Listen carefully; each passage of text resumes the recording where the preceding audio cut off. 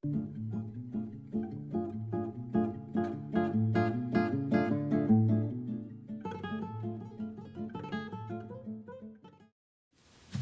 into another episode of 5 Minutes with Sean, maybe 10.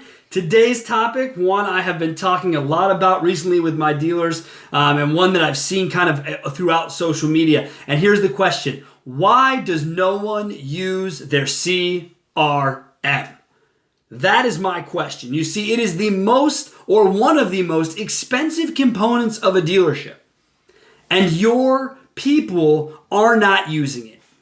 And that gives you very little indication into anything. And I'm not going to sit here and talk to you about using your CRM for direct attribution, last click, any of that. You guys know how I feel about attribution, all right? So I'm not going to get any of that stuff. But here's what I will tell you. That CRM is gold. When you think about where do I have more leads, go look at your CRM. Seriously, guys, take a look around and see what's available in there. You don't always have to pay someone to extract data, okay? Now, data mining is a great idea as long as you're going to use it. Now, I've always been very, what's the word to use here? Difficult? No. Negative? No, I'm not positive. Here's what I'll tell you, right? I've never been a huge fan of AI as it relates to CRMs, right? But my buddy, Ramsey, at Conversica, has worked with me very, very diligently over the last year to help me understand better how it works. And now I get it, right? It's for people who don't use their CRM or are overwhelmed because they have too many leads and not enough people. That is an issue.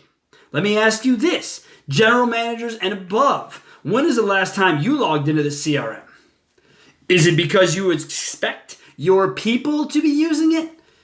Because if the answer is, I haven't lately, or I haven't ever, then you have a problem. You're doing yourself a disservice with one of the biggest expenses on the line item, okay? So what I want to see you do is get involved. Look around. Now, not all CRMs are created equal. There are good ones, there are bad ones, there are downright shitty ones.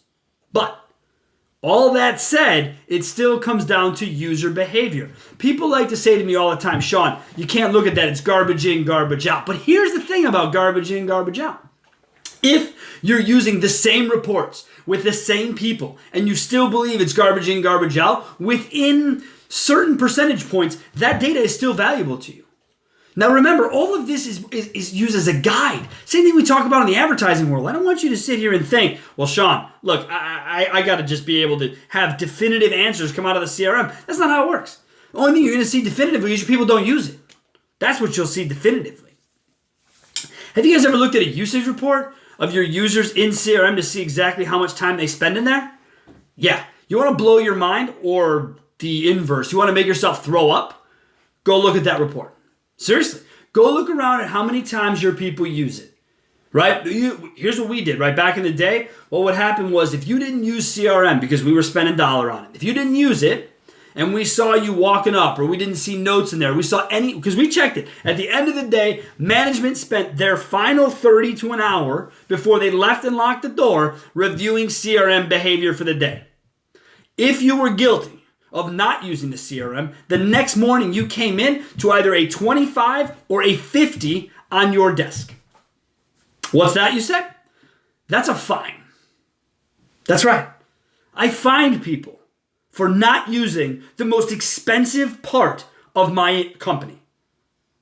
Anyone take a guess how long I had to fine people before I stopped having to fine people? It's weeks, not months, guys. It's behavior. You must curb this behavior. Because if you don't, it's only going to get worse. And as CRMs progress and the data gets dirtier and dirtier and dirtier, it becomes less useful to you.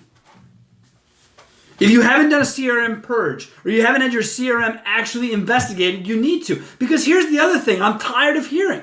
Why do people still think mystery shops are a thing? It's going to be the dumbest thing I've ever heard. Do you know why I think so? Because all the data you need is right inside your CRM. Oh, but Sean, I won't know what they say in their voicemails. Record your phone calls. It's a part of the CRM. Oh, but Sean, I won't know if they don't respond. Sure you will. It won't be in the notes. There won't be an email. There won't be a text. Sure you will. Oh, but Sean, how will I look over 5 days? You'll go back 5 days and look at the CRM. I got to tell you guys, the idea that you're paying someone to mystery shop you is jacked up. And if you want to throw away your money, that's easy to do. But if you want to make something real, it just so happens I've been asked, because this has come up so much, by my clients to develop a process to help with CRM inspection, just as we do on the marketing side. So because I'm nimble, because I believe in my customers, I'm going to develop it.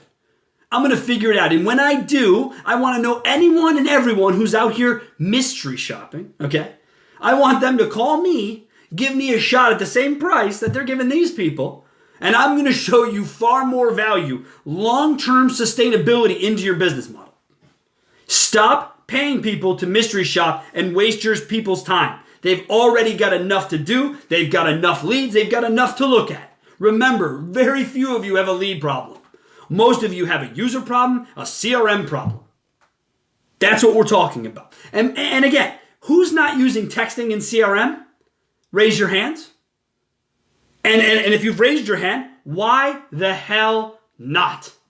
Okay, JP from Canada, my guy JP, he just had a post about email hell, okay? Yet all I ever hear you guys talk about is, oh, what about my template? Can I make it more engaging? How about you do this? How about you text your customer? And better yet, pick up the damn phone.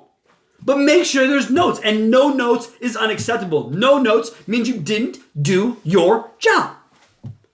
Again, I ask you, how many salespeople want to fit the bill for the CRM? Because that's where the find system was born from. Oh, but Sean, you can't find people. Sure I can. Sure I can. They work at my dealership. I can do whatever I want. Okay? This is not a negative. This is a training. The only way people learn, in most cases, in my kind of history, is by financial hardship. Sorry. I know. Oh, God, Sean, it's not how people learn. That's not how they get better. Fine. Try it. Try and find your people for not using the CRM, and then come back to me and tell me it didn't work. And then I'll fly out to your dealership, and I'll help you figure out exactly what the problem is. I don't think I'm going to have to do that if you do what I'm talking about. All right? So this week we got fiery. Last week we clearly got fiery with all of that. I want to remind you guys of something, though. It's very important.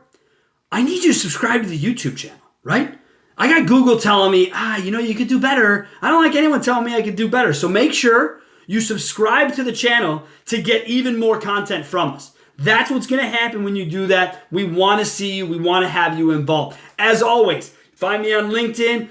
I'm becoming slightly more active on Facebook. By me, I mean my internal team, aka the boss lady. The wife's taking over social media on the Facebook side. So you may see more of me. That's her call, not mine. But we're working in that way, guys. So I'm trying to get better because I've heard, Sean, you're missing out on Facebook. Well, I don't believe that. I'm not going to be ignorant enough to pass it up. Okay? So thank you guys so much. Don't forget the text line, 262-278-0157. Sean, S-E-A-N, at carbizdonbetter.com is where you can email me. But as I said, pick up the phone or text me. I'll be there for you guys. Thanks a lot. Have a wonderful week.